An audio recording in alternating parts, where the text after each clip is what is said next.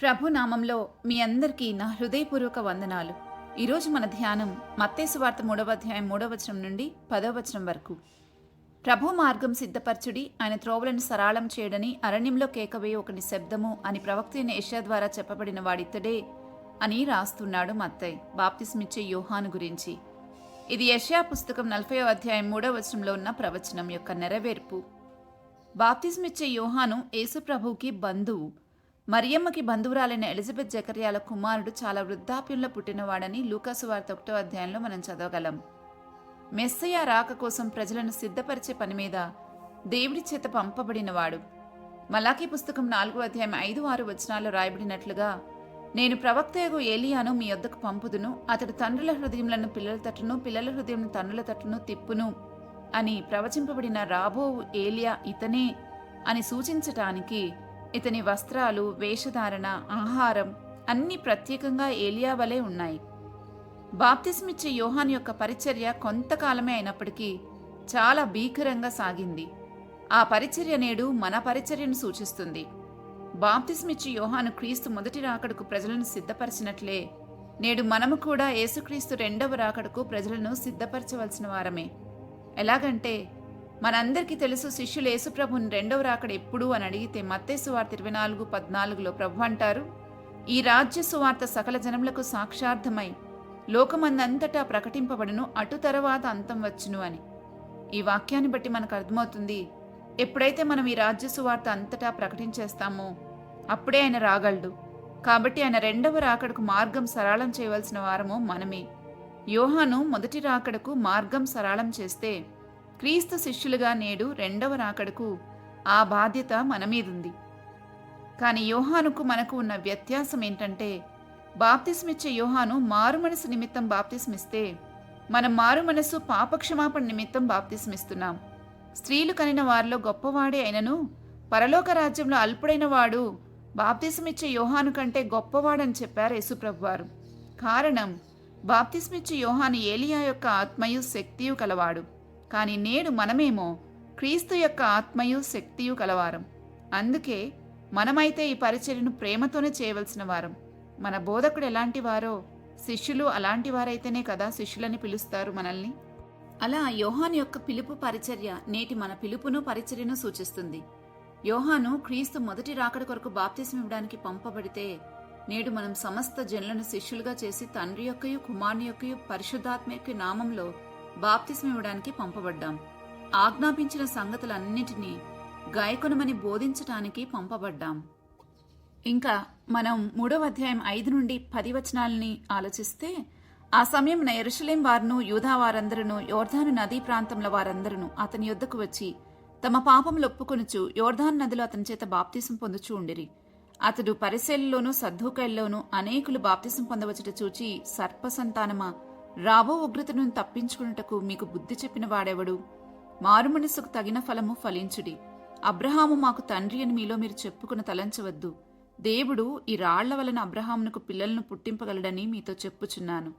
ఇప్పుడే గొడ్డలి చెట్ల వేరున ఉంచబడి ఉన్నది గనక మంచి ఫలము ఫలింపని ప్రతి చెట్టును నరకబడి అగ్నిలో వేయబడును అని రాయబడి ఉంటుంది.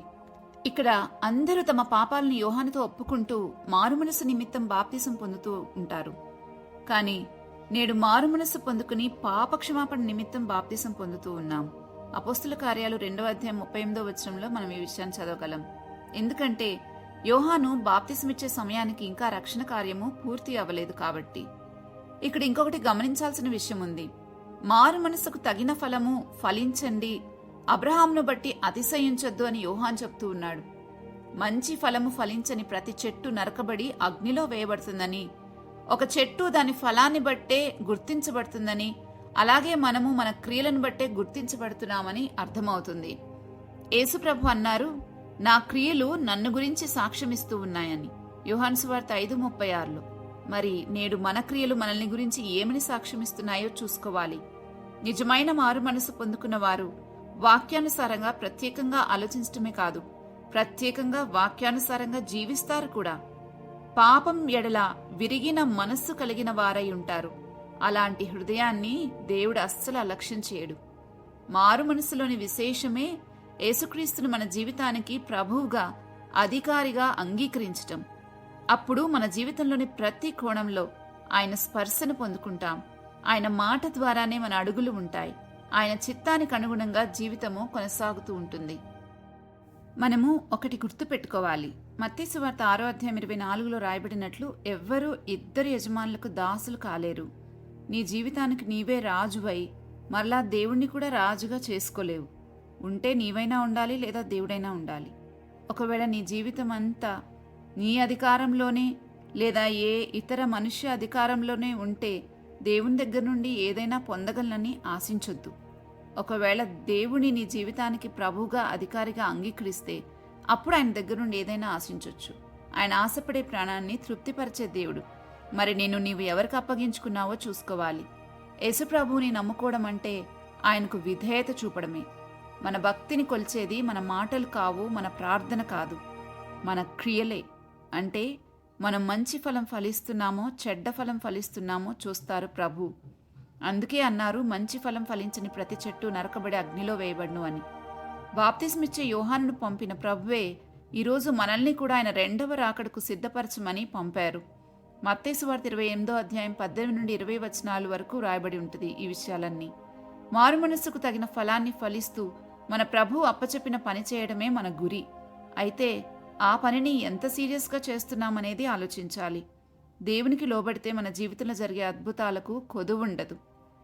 అందుకే మన మనస్సు ఎప్పుడు కూడా దేవుని పైన నిలుపుకుని మన గురి గమ్యం చెదిరిపోకుండా మన జీవితం ముందుకు సాగాలని ప్రభు కోరుకుంటున్నారు.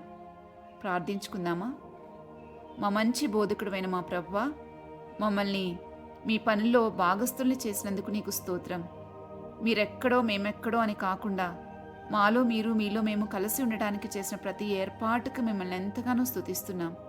మా ఈ భాగ్యాన్ని ఎన్నడూ మేము చులకనగా చేసుకోకుండా చాలా శ్రద్ధ కలిగి ఉండడానికి సహాయం చేయండి. మారు మనసుకు తగిన ఫలాన్ని ఫలిస్తూ మీ రెండవ రాకడ కొరకు అందరం కలిసి పనిచేయడానికి మీరు కృపచూపమని వేడుకుంటున్నాం. ఈ రోజంతా మేము శోధనలోనికి తేబడక కీడులన్నిటి నుండి అపాయాలన్నిటి నుండి తప్పించమని యేసుక్రీస్తు ప్రభువారి నామంలో అడిగి వేడుకుంటున్నాము తండ్రి. ఆమెన్. మరలా రేపటి ధ్యానంలో కలుద్దాం. అంతవరకు దేవుని కృప మనందరికీ తోడయుండి నడిపించునుగాక. ఆమెన్.